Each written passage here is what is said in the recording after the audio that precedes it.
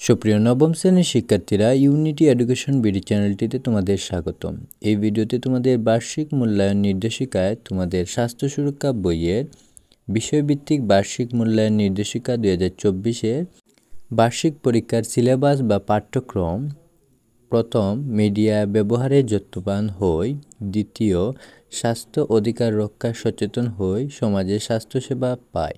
তৃতীয়, সব বাধা পেরিয়ে চলো যাই এগিয়ে। চতুর্থ, আপন আলো এই আলোকিত। পঞ্চম, শুদ্ধচার চর্চা করি, মর্যাদার জীবন গড়ি।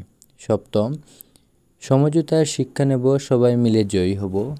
এখানে তোমাদের সিলেবাস দেওয়া আছে। এখন চলো মূল্যায়নের কাঠামো। শিখন 30%, সামষ্টিক 70%-এ তোমাদের মূল্যায়ন করা হবে। ঘ নম্বরে শিক্ষণকালীন মূল্যায়ন, কাজের বিবরণ ও মানবন্টন। শ্রেণী কাজ, অ্যাসাইনমেন্ট, ব্যবহার কাজ, অনুসন্ধানের কাজ, প্রতিবেদনে মোট 30 নম্বর।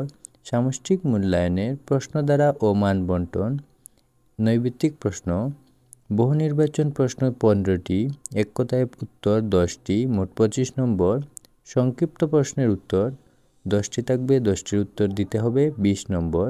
রচনামূলক প্রশ্ন 5টি থাকবে, 3টি দিতে হবে, 15 নম্বর। রচনামূলক প্রশ্ন দৃশ্যপট নির্ভর। এখানে 60টি প্রশ্ন দেওয়া থাকবে, 5টির উত্তর দিতে হবে, প্রত্যেকটি নম্বর 5। এ সর্বমোট 40 নম্বরের 100 নম্বরের পরীক্ষা হবে। স্বাস্থ্য সুরক্ষা নবম শ্রেণী, তোমাদের একটি নমুনা প্রশ্ন দেওয়া আছে। সবচেয়ে শক্তিশালী মিডিয়া কোনটি? স্বাস্থ্যসেবা পাওয়া কোন ধরনের অধিকার? 3, নিচের কোনটি আন্তর্জাতিক পরিমণ্ডলের সাফল্যের জন্য সময়ময় খেলা? নিচের কোনটি আউটডোর খেলা হয়? প্রতিবন্ধীদের হুইল চেয়ারে বাস্কেটবল খেলার মোট কতজন খেলোয়াড় থাকে? এরকম করে মোট 15টি তোমাদের নৈর্ব্যক্তিক প্রশ্ন থাকবে। বাকি এক কথায় প্রশ্নগুলো হলো: 1, কোন ধরনের কাজের মাধ্যমে সহপাঠীদের মধ্যে সহযোগিতামূলক মনোভাব গড়ে ওঠে? 2, সবাই মিলে ভালো থাকতে কোনটির বিকল্প নাই? 3, স্বাস্থ্য অধিকার রক্ষা আমাদের ভূমিকায় সম্পর্কিত একটি কাজ লিখো। নিপীড়নের শিকার হলে জরুরি সেবা পেতে কল করার জন্য হেল্পলাইনগুলোর যে কোনো একটি নম্বর দাও।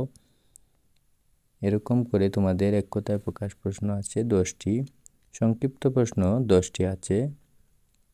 রচনামূলক প্রশ্ন দৃষ্টিপথবিহীন প্রশ্ন দেওয়া থাকবে 60টি, এর মধ্যে দিতে হবে তোমাদের 5টি প্রশ্নের উত্তর।